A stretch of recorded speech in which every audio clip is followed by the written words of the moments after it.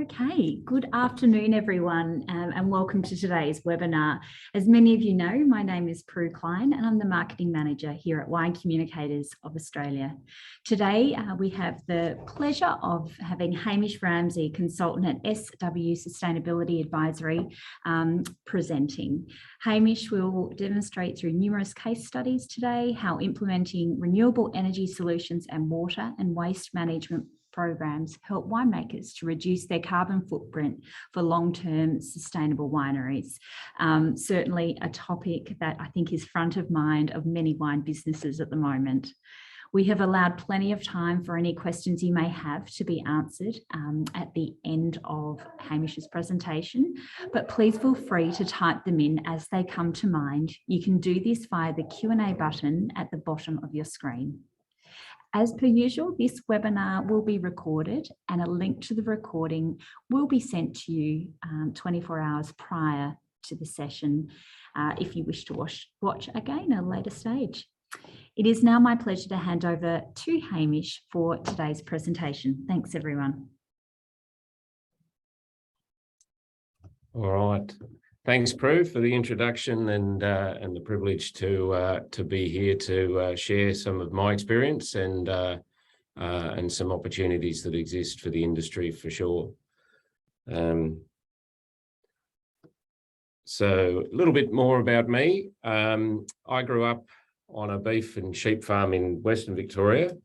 I've been associated with the agricultural industry on and off over a long period of time, so have gained a broad experience in various ag sectors from beef cattle, broadacre cropping, sheep and wool and meat production, and more recently in viticulture and fruit production.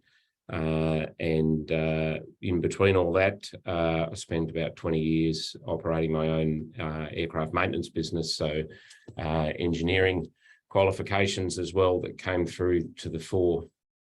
So for my sustainability journey, that I guess dovetailed well into the agriculture industry. My own father was very big on this, that he viewed as any agricultural institution that we rely on being sustainable in operation so that it keeps on rolling through. But more recently as a career, this has come about.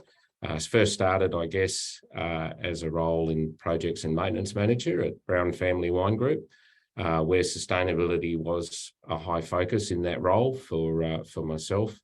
And then I moved on from Brown's in early 2020 and became a partner in a business called Rethink Sustainability.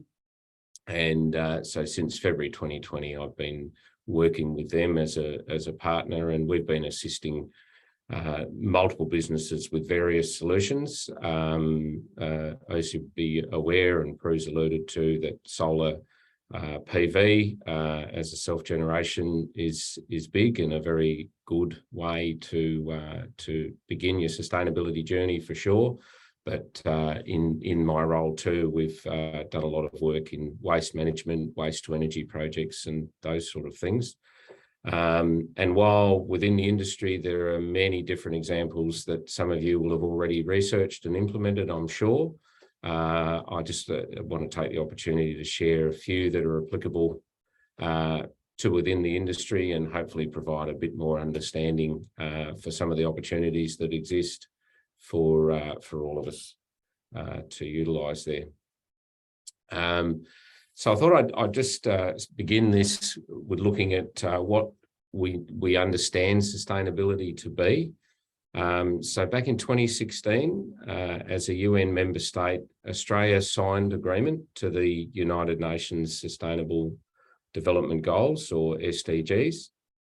Now, the SDGs have 5 particular different themes, and those themes, as you can see here, are people, planet, prosperity, peace and justice, and finally partnerships. Now, within these themes are the individual SDGs that we can target for improvement and that we can set some relative goals against to achieve those improvements. Now, within the agriculture industry in Australia, there have been some peak bodies that have already established goals and targets and that have alignment to the SDGs. An example of this is Meat and Livestock Australia, who through their two subsidiaries, they've developed Red Meat 2030 for the red meat side of livestock, and also the sheep sustainability framework for the wool and fibre production side. And what's this demonstrating? A commitment from organisations within the ag sector to maintaining our reputation with our trading partners by committing to an alignment with the UN SDGs and to our ESG, or environmental sustainment, social and governance reporting requirements. As you're probably aware, and if you're not, this might enlighten you a little bit, that a lot of our trading partner countries, particularly Europe, the US, are now demanding that we show ESG credibility in our products, and from a governance point of view and reporting requirements. So the same is true for us within the wine industry, domestically and internationally, that our peak bodies do also follow this lead. And in 2019, Sustainable Wine Growing Australia was formed, and that's providing some an organisation or some framework and partnering with different winemakers that have signed on to that for direct alignment with the SDGs. And in 2020, the Australian Grape and Wine, AGW, along with Ori, released Vision 2050, which does provide some guidance and a vision for the future in that. So as an industry, we need to find ways to achieve these targets that have been set by these bodies and set alignment to the SDGs. So that hopefully gives you a bit of an understanding and more on the broadness of what sustainability is. So let's have a little bit of a look at some of the data that the World Economic Forum has put out there. So this is by emissions from the department, each department within the wine industry. And then we can see that there's a fair chunk that sits within the vineyard itself, 44%. 15% is part of the winery, 38% in packaging, and then they broke out transport completely on its own, and just transport alone represents 13%. So these are good target areas. We can see that, okay, at almost half, the vineyard is an area we could target to improve. And packaging again is an area, but no area is completely on its own. At this point, I'd love to just have people pop up in the chat. Just want to take a quick moment to allow you to post there and have some input based on what I've just been able to share with you around sustainability, to get your insight into what you understand sustainability is. And where you may or may not be able to do something within the wine industry, or what you know of others that are doing that may not be yourself at this point in time. So if people happy to just post in the chat a few comments around that, that'd be great. Just to gain a bit more of an understanding and share with others of what sustainability does mean to your organisation. And then again, also too, so what are some key areas that you see within the industry that could be more sustainable or more sustainably operated? As Prue mentioned, we will have a Q&A and a poll session towards the end. So feel free to start to do that and post your questions in the Q&A. We'll answer those questions at the end that are posted in the Q&A. So if you want to post just a bit of an observation that you've got in the chat right now, that'll be fine. I see someone's already popped up a Q&A, which is super. Okay.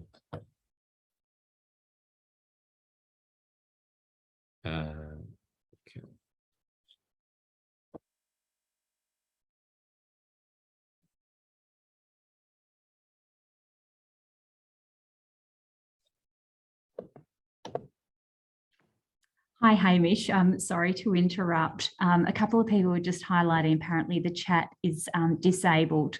Oh, okay. I'm sorry, I'm not sure what has happened there, but if people just want to pop their responses into the chat button, which seems to be functioning fine instead, that would be great. The Q&A, yeah. Yeah, okay, that's fine. Yeah, so just use the Q&A then from the sounds of what Prue's just saying there, so that'll be fine. I'll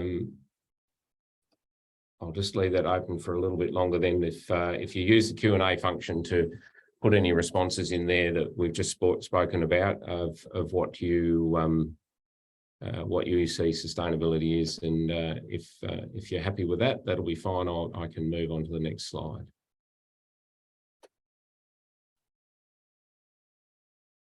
Nothing there. That's all good.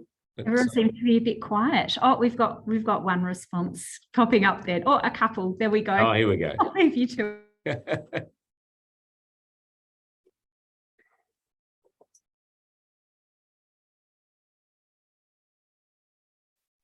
I'll answer Andrew's question live quickly now, but we'll go through to the end. So I think just while people are posting in the chat there their thoughts on sustainability, I will just answer Andrew's. You're right, Andrew, in your question, and I think that comes out of what we've got up on the screen at the moment. That from a World Economic Forum point of view, Viti sits up there as having a lot of emissions. But I think definitely in regards to the SDGs, because they are broken into those 5 themes, there's a lot that can be done in those other areas that you've mentioned there in terms of our social prosperity and planet side of things aside, and hopefully as I go on here today, I'll be able to bring out a couple of other, some other areas that we can highlight within winery and packaging that are great gains as well. So hopefully that serves to answer your question there, and by the end we can have a bit more. All right. Very good. I'll keep moving, and as we said before, if you think of questions, pop them up there, and we'll scroll back through and answer them at the end. Yep. Hamish, I'm just going to highlight a couple of responses people had to your original question. I'm sorry, everyone, that chat function isn't working. Someone said sustainability for me is environment plus legacy, legacy being the legacy you want to leave for others, which is a great response. And another one, sustainability for us is not only treading as lightly as possible, but putting back into the environment, community and economy in which you operate to leave things better than what we started. Love it. Yeah, absolutely. They're great points. Thanks for that, Prue. And that is to have something that's sustainable. Sustainable means exactly that it can go on and on. It'll leave a legacy for the next person to be able to keep running it through. So they're really great. That's super. All right, I'll move on to where we look. So let's recap on a few things. So Wine Vision 2050 states that the industry has targeted zero waste and net zero emissions by 2050. So from that point of view, let's recap on what emissions are if we're going to be targeting those. So emissions are broken into 3 different scopes. So your scope 1 emissions, as you can see on the screen, are emissions from sources that an organisation owns or has direct control. Scope 2 are emissions that a company causes indirectly, which can be energy it purchases and uses is produced. So obviously if you're based in Victoria, probably is a good example where you're getting your energy from predominance of the coal-fired power station.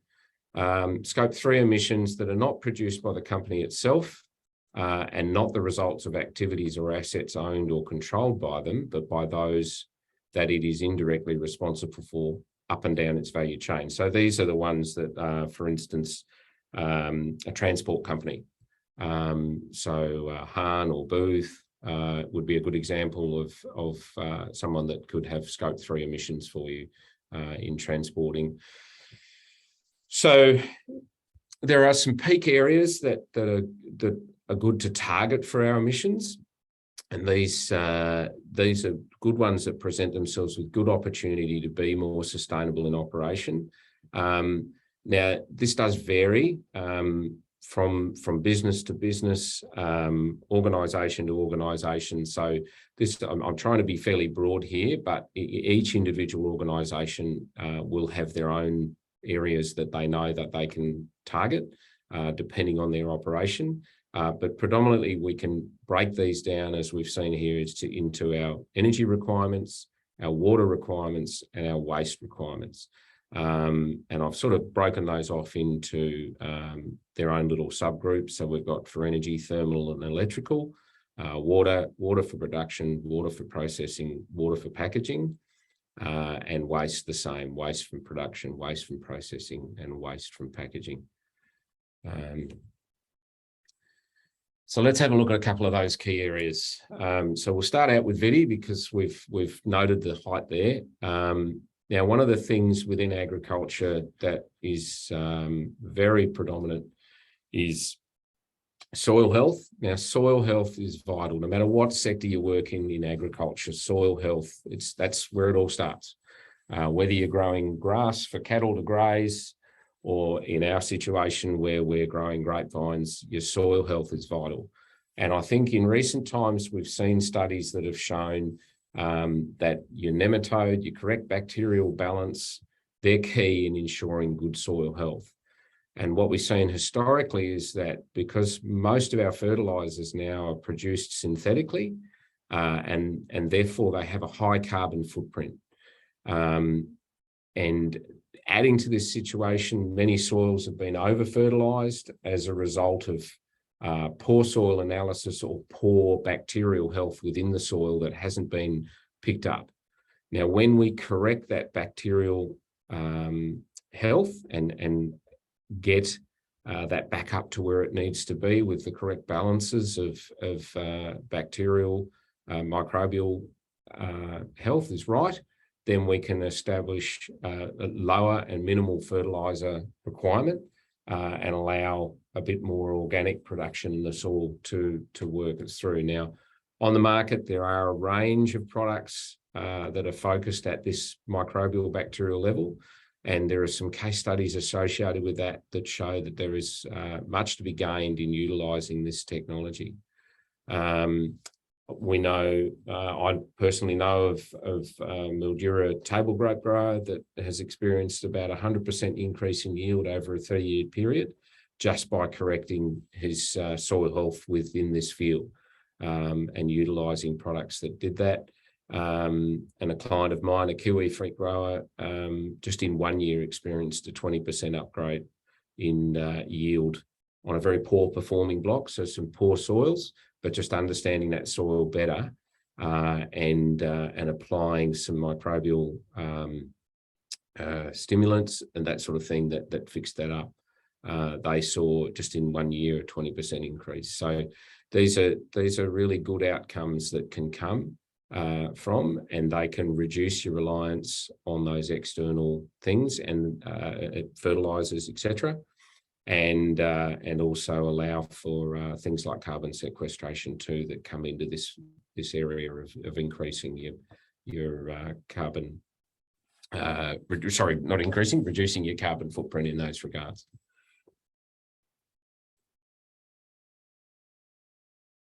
So another area in viticulture is irrigation. Now, for a long time, we've had drip irrigation, which was a massive improvement to overhead.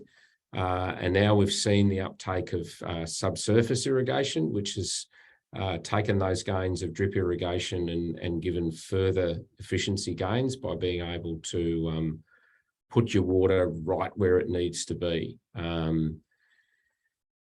That can be, drip irrigation gave us up to 70% greater efficiency than overhead. Subsurface increases on that again in those regards. And then if you couple that in with some really great technology that's out there now that has soil moisture monitoring, which allows you to target water directly into a root zone and then minimise further evaporation than even you've got from drip irrigation. and also competition losses where some of those shallow rooted grasses and different things that are under the vine can get a hold of some of that drip irrigation water. When you go subsurface, you're targeting more roots where your deeper roots within the vines are. And this there are multiple benefits here in water and efficiencies within water. Another area that can be utilised there is gains in this space is being able to utilise electrical energy for water pumping. Now that you can see, well, that then pulls off the grid or does what have you, but where there is the capability out there through a virtual energy network that allows you to have the capacity to utilise self-generated renewable energy that is excess. So you might have solar PV on a roof of a warehouse, and instead of that going straight out to the grid and just getting whatever your retailer will give you for it, you can actually, through the virtual energy network, you can purpose that energy for your own use at another site than what is being generated. And an irrigation pump is a classic example, because most irrigation pump sheds are pretty small. They don't fit a lot of PV on, certainly not enough to run a multiple kVA watt water pump, electrical water pump. But through the virtual energy network, that can be transferred. That self-generated energy can shift to run that irrigation pump. Now, the key here is to run that irrigation pump simultaneously with when you've generated excess energy. So you don't pay for that energy because that's yours, you've generated it. You will still pay transmission costs because obviously you're utilising that infrastructure, but rather than selling that energy out into the grid that you've generated and then buying it back 100 metres down the road at a higher price, what's been able to happen is develop this capability within the retailers and one retailer in particular at the moment, that'll allow you to utilise that energy at another site, and you won't be paying for that energy, that's yours. So your outcomes that come out of this, you're getting reduced operational costs and reduced emissions because it's a renewable energy source that it's coming from. Now, just a couple of miscellaneous ones that come through is being able to replace a lot of diesel generation water pumps, put in electrical, and then, which we mentioned just before as well, and then you can operate those electrically, particularly if you've got the capacity for self-generation PV. The other way too is, fossil-powered vehicles. Your Gators, your John Deere Gators. John Deere make those available now and other electrical forms. Other manufacturers as well. There's plenty of electrical carts going around that can be used to run up and down the roads, and those are emissions drops as well. Another area, carbon offsetting through sequestration, which we touched on briefly before, is another area that can be done, and there's plenty of opportunities available to do that. And also looking at what varietals you've got for your particular area, and we've been doing this in Australia for quite a while now, and recognising that there is a bit of a shift. I know of one Victorian grower particularly that decided, well, we need to be growing Pinot and Chardonnay, etc., down further south into Tasmania, and they've turned around and replaced where they were growing those vines with other warmer climates. Like Spanish and Italian style wines that are growing in a much warmer, happier to be in a warmer climate. So those are some miscellaneous areas too, just to tack on to the end of Vidi. So in the winery. So within the winery, there's a number of different areas. So you've got operational plant efficiencies, so upgrading of refrigeration plant to a higher COP. There's plenty of plant out there now with COP4 and better. You can be utilising solar, PV for your power, for running pumps, doing all that sort of thing within the winery. The VEN, Virtual Energy Network, as I mentioned before, means that solar is able to run irrigation pumps and everything prior to vintage. The VEN becomes a game changer here, because obviously during the vintage period, when we've got a high load with the crush, with presses and those sort of things that are utilising a lot of electrical energy, you've got your solar PV there operating as well. Thermal solar as well is a big one in this time of year for, when you're constantly washing out tanks and doing those sort of things, and reduce your caustic and chemical reliance and CIP by being able to use hot water if you don't already. Now, historically, that's been not cost effective because of the cost of generating that hot water. But if you use solar thermal to generate that hot water, then that cost is gone, and then you're also getting the added benefit of being able to reduce your caustic and chemical reliance during those times, and also reduce your CIP times. I know this was the case at Browns, where we used hot water for cross-flow filtration CIP, and reduced that CIP time from over an hour to around 15 minutes, just by utilising, hot water ready to go straight in for that CIP process. So you're saving on energy, you're saving on time. That cross-flow is washed and clean and ready to go again, and other plant and operation as well. This might be a new one for people, but certainly the brewing space has been operating with CO2 carbon capture and repurposing for probably about 20 years. Some of the big brewers, particularly in Europe, I think Lion Nathan are doing this. I've got to confirm that, but they've already started doing it here in Australia. Some of the other bigger brewers most likely as well. So this is a process of being able to capture the CO2 that's given off during the fermenting process, and to reuse it as CO2 now. So I know a number of wineries that already capture and reuse it for hooding and covering just at ambient pressures. So we can capture it and use it, value add it, by compressing it, scrubbing it, and purifying it so that it can be used as CO2 and then put through a CO2 unit for giving you dry ice and other things like that. So you're making your own CO2.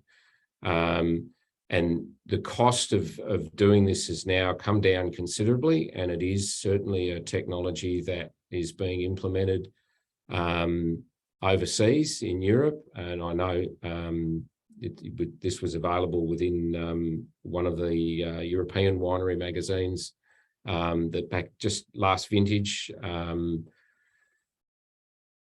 Torres were able to implement a carbon capture system for their winery in 2021 with great success. And they were able to capture quite an amount of CO2 as a pilot, and then they've expanded that out now. So it's happening within wineries over the seas, and it's something that we definitely should be looking at here.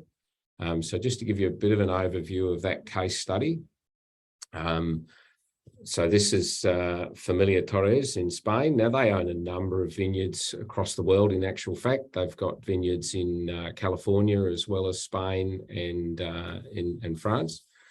But you can see the pictures up here. Basically, there's big balloons that are able to cope with capturing expansion as the ferment's going on. That's then fed into this compressor and a complete compress first, and then it goes through a scrubbing system to purify it, and then you can go back out and be used for the through the right apparatus for making dry ice, etc. So considerable savings here Just if you were to look at it at face value, from CO2, having to purchase CO2, instead of having to do that, this replaces that.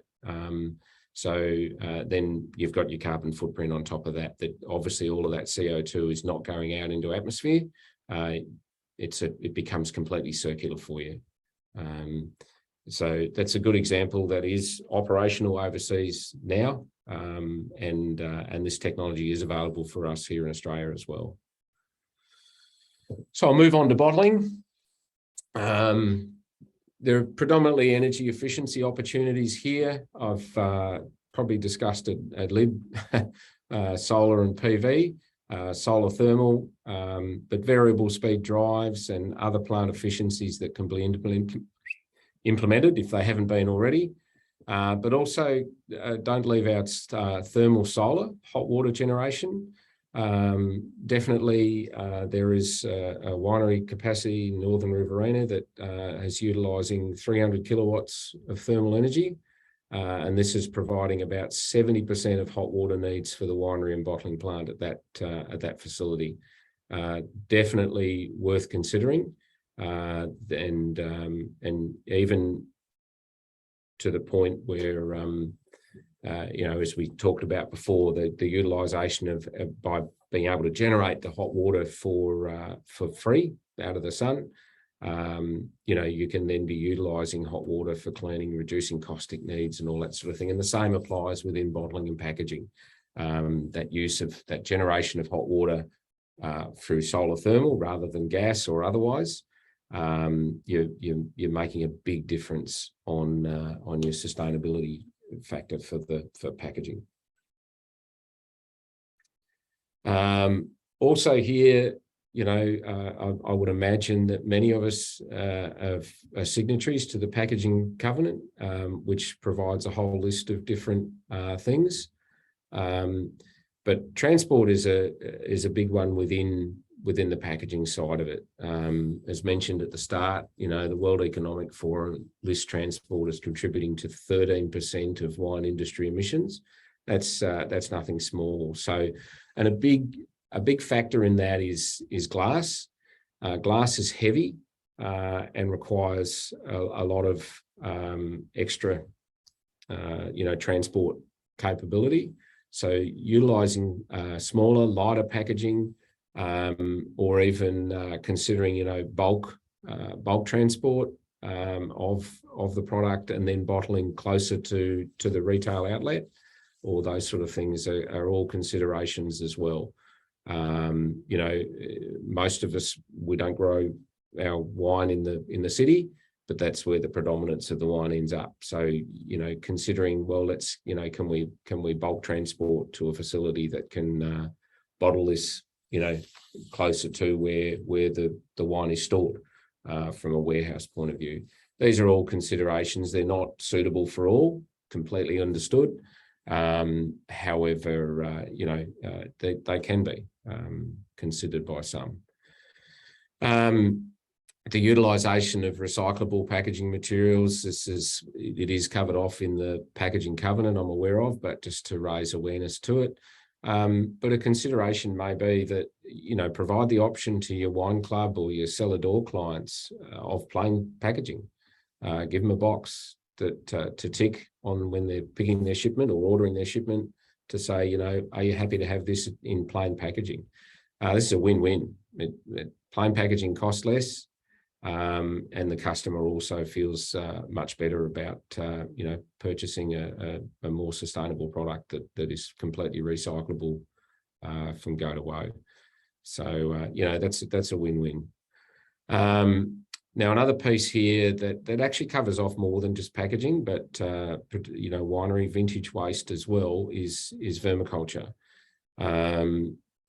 Now, this has a very low operational cost. You've got some offtakes in the terms of fertilizer, and even water reuse. Vermiculture's, there's case studies in North America and South America where they've the water reuse post vermiculture has been really positive. And I know I've personally been to Fetzer winery in California and seen the setup they've got there, and I'll show you some pictures of it here in a minute. But a little bit of backstory: Fetzer were faced with an EPA issue with their wastewater, so they looked they were using a normal traditional method of a couple of lagoons that were aerated, but the EPA were concerned about the water contamination level going into the nearby watercourses. So they put in a vermiculture facility for treating their wastewater. The post-vermiculture treatment, the water that's now going into the watercourse is actually testing as cleaner and better than the water that's already in the creek. So, these are really good stories from a sustainable point of view. So this is some pictures that I took when I was on site. So Fetzer Winery are about 20,000 metric ton crush. They do have an on-site bottling packaging facility as well, so their waste is fairly well up there. And as I mentioned, they had the issue with the EPA. And so this picture on the left is one of the vermiculture beds. They're about 100 metres long and 20, 30 metres wide. They have 3 of them, just situated. They pump their waste up there to a collection tank, and then it's fed out over these worm beds, and the worms just break down all the total solids, and eventually that your water's going out back into the creek quite happily. So the picture on the left is one individual bed, and then the picture on the right is the 3 individual beds you can see, but cut back up into the hill there. And that's taken standing next to the collection tank. There are smaller examples of vermiculture throughout the US and in South America, with crushers of 1,000, 2,000 tonne that also utilise this to deal with all their waste. So it's a strong area that can be utilised, and as I said, it's compared to most of our traditional methods for dealing with our wastewater, has a footprint that's about 25% of what that is in terms of operational cost. And capital cost is pretty much neck and neck with building a new facility. All right. So that's pretty much covers off the 3 main areas that we've got there. So I just wanted to conclude with just a little bit of a challenge out there. So what's your organisation's net zero plan? How are you seeing yourself being able to align with the SDGs, align with 2050?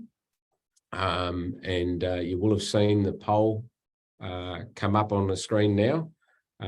Just please participate in that, and just provide a bit of an overview of what you've got. So there needs to be each organisation's plan to reach net zero emissions. It'll be different. It'll be individual, because we're all running in different parts of the world, or different parts of the country. So they're not all going to be the same, but it can be achieved. There'll be different ways to meet those. Renewable forms of energy generation are very, very good. But the focus also needs to be on reducing emissions. That's a very important piece as well. And water quality, water management, it's vital. That's an investment in biodiversity. And if we don't have biodiversity, it's all over, folks. So, to achieve this, obviously measuring and monitoring, we can't understand what we're improving if we're not measuring and monitoring it. So that's developing your plan. So, in the poll there, you've got the questions of, pretty easy to see, pull them up there. I don't think I need to read them out. But it'd be good to understand where that sits for you, what you're interested in, and what you see would be something that would work for you guys in your different areas. We can't continue with the status quo. It's not sustainable, and it's also not economically possible for the long term. Absolutely, Hamish. And I'm just going to jump in there while everyone's having a think about their poll responses. From, I guess, your exposure in other countries, and you touched on vineyard emissions, and I imagine the big tractors and the big machinery is heavily weighting in on that. Are you seeing things such as an electric tractor evolving, or? Yeah, look, it's coming. I think the technology is getting closer to being there, where we will see electric vehicles of that size and capacity. We're seeing electric prime movers, trucks. So moving into the agri sector of electric tractors is imminent. There's certainly the large manufacturers, John Deere, Case, I know are doing research in this space. Right. And some of the large diesel engine manufacturers, i.e. Cummins, Perkins, etc., are investing heavily in that area. So we will see that space start to happen going forward. I'm very confident in that, based on the level of investment that we're seeing from some of those manufacturers into that space. Definitely, Prue. Yeah.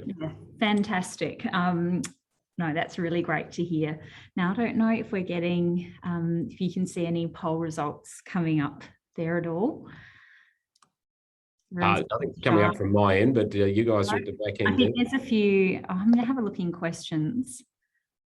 I actually haven't pulled that up again. Sorry. Let me. Okay. I think what we might do, I could see the poll pop up there, but we do have a few questions in there, Hamish. So maybe we'll just flow straight into that. Yep, that's fine. Great. I think answered Andrew's original question. Yes, I did. Yep. Helen, I think it's more of an observation, and one it would be great for you to reflect and comment on as well. She said, compared to other wine growing markets, New Zealand as example, Australia seems to have a lot of urgent work to do to embed sustainability practices in everything we do. In New Zealand, this is business as usual practice. Yeah, look, happy to answer that. And I think you're spot on. I've got a lot of connections within New Zealand, and one of the partners in our business is based in New Zealand, and he's worked very extensively in the ag sector over there, and I think he would concur with your thoughts there, Helen. Look, we've got some space to make up. We've got directions there. We've got organisations. We've got vision statements like Vision 2050 for the industry. That gives us in Australia something to align to and knuckle down and follow on through to become business as usual practice. And I'd probably take that a point further, that there are definitely wineries, wine producers within Australia that are well and truly down this path, that have implemented some, and some are even already carbon neutral. Kudos to them that they've taken those steps and have done that. I think we do have some ground to make up. But the good news about that is we can follow on and learn from some of these other organisations, like we just shared there with Familia Torres, and their capacity there for their carbon capture and reuse that they've worked closely with to do that. So that was good.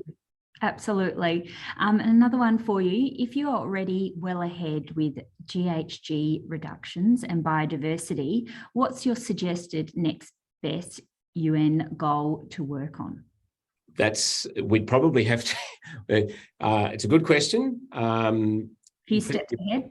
Yeah, as they all are, without directly knowing where you're at on the journey and what you've already done, it's a bit difficult to answer. But certainly if you have a look through, the goals and see where are the other places you can do.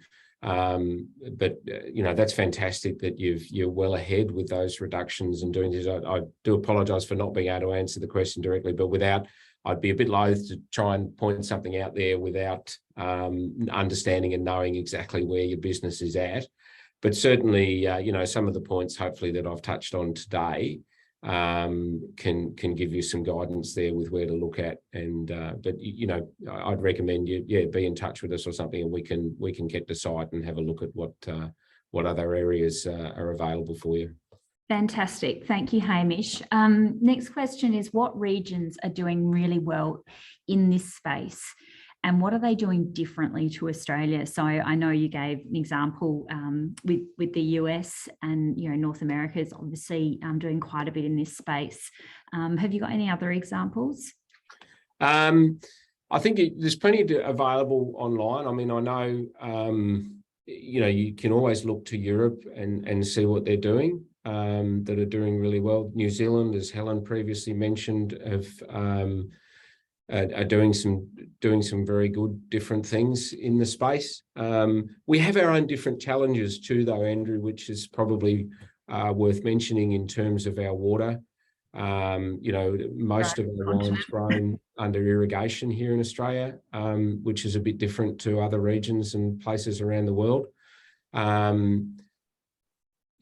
So I think particularly in the space of looking at emissions reduction, Europe's doing it a lot there, in ways and means to do that, and they have different challenges. They don't have the transport challenges that we've got, where we've got our wine growing regions are one side of Europe to the other almost in relative comparison. So that's why transport's so high here compared to there, those sort of things. So I hope that answers your question, but I think we can keep looking. There's no doubt about that. As the examples I've brought up are only just small, a few ones that that I've had personal interaction with. So Wonderful, thank you, Hamish. Helen's asking, has there been any LCAs done on wine in Australia, i.e. a clear look at average impact of each of the different life cycle phases to determine what the most impact on carbon footprint is coming from? I believe Ori are in the process of doing this, and I think they've engaged an external contractor to assist with that. I'm not aware of any. I know at Browns, when I was there, this was something that we were looking at doing internally, but it wasn't completed when I left. So I guess the short answer is I don't know of, but I am aware, pretty sure that Ori are in the process of doing such, or providing some information to assist in that space, to be able to answer that. Yeah. Wonderful, thank you. And is there much individual producers can do to influence their Scope 3 emissions? Look, definitely start to, in regards to those Scope 3 emissions, particularly as is highlighted by the World Economic Forum, transport's a big one. Start talking to your transport providers and say, look, what are you doing in this space? Are you looking to a hydrogen fleet or an electrical fleet, for your trucks, and that sort of thing? That would be, a good place to start that conversation. Hayley, yep, you can reduce the weight of your packaging, and that certainly helps a lot. The weight is a limitation, and glass. We sort of get a little bit tied up on tradition. It's got to be in glass, it's got to be this particular thickness and that sort of thing. And with, we saw this with the transition from corks to screw caps and that sort of thing. There's quite a hubris involved in changing that sort of thing. But we are seeing some gains here, particularly with, wine in a can, particularly with, the lightly spritz, your Moscatos and then, other products such as Prosecco that can go into a can very readily. And the market has accepted really readily as well. And they, obviously an aluminium can is a lot lighter in form of packaging than a bottle, those sort of things. So there is a bit that can be done to reduce your weight. It's a good point you make, Hayley. Yep. And I think it's very much, it's about educating the end consumer, isn't it, as well, and bringing them on board on this sustainability journey. And that can come from the winery, that comms and filter through. And it'll take time, but it's great to hear that there's people out there that are taking the steps necessary to move in the right direction. My word. So really, really great. Now, just sorry, Prue, I think Go for it. we haven't got any more Q&A there, so I'm happy to close out there. I would just leave you with something to ponder that you know, this hopefully this isn't too provocative, but I think we saw just recently an example of where the general public, just as a segue on from what you've said there, Prue, the general public can see right through something that is greenwashing. And I think an example of this that we've seen recently, while it's not necessarily greenwashing, the Manly Sea Eagles with their jersey, I think they're a good example of how we can be seen to be trying to do something that you're actually not. And it can very quickly turn into a damaging and very expensive from an image point of view. So I just be very wary of just sort of saying, oh, we're nice and green, when there's not the real nuts and bolts and the guts behind that. General public are pretty savvy out there at the moment. There's no doubt about it. And you know, that follows on that there has been a great uptake for the difference in packaging, in the lighter packaging, aluminium cans and that sort of thing, which are seen as a real testament that yeah, the consumer is getting more and more sustainable savvy and aware of what makes it work. And I think, as I touched on earlier in the presentation, that, you know, make it available for your wine club members, or, you know, whatever you've got there. You know, are they happy just to receive it in plain packaging and reduce that cost and reduce the emissions associated with you know, having to specially, you know, print out cartons and clean them or bleach them or do what have you. You know, these are good areas. That's a great idea, and a perfect testing platform for a wine business, because it's people that they know and they value their opinion, and hopefully will give them, you know, honest feedback before, you know, they went out to market on a much larger scale. I love that idea, Hamish. Thank you. Now, have you got some contact details to share with everyone in case? There we go. Yep. So thank you so much for your time today and all the information you've shared with us on this fascinating space of sustainability. I'm sure it's something you could talk about for hours, but if anyone would like to continue the conversation with Hamish, his contact details are there. So thank you so much. And just to highlight that our next webinar is coming up on Tuesday, 13th of September. Can't believe we're talking September already. And that will be presented by the team at Shopify. Look out for registrations and further details coming out very soon. For all our WCA members, all recordings from previous webinars and of course today's are held on the WCA website under the education section, so check that out. If you have any suggestions on webinar topics you'd like us to cover through our webinar program, please don't hesitate to contact me directly, wca@winecommunicators.com.au. Thanks again, everyone. Have a great rest of your day and take care. Thank you. Thanks, Hamish.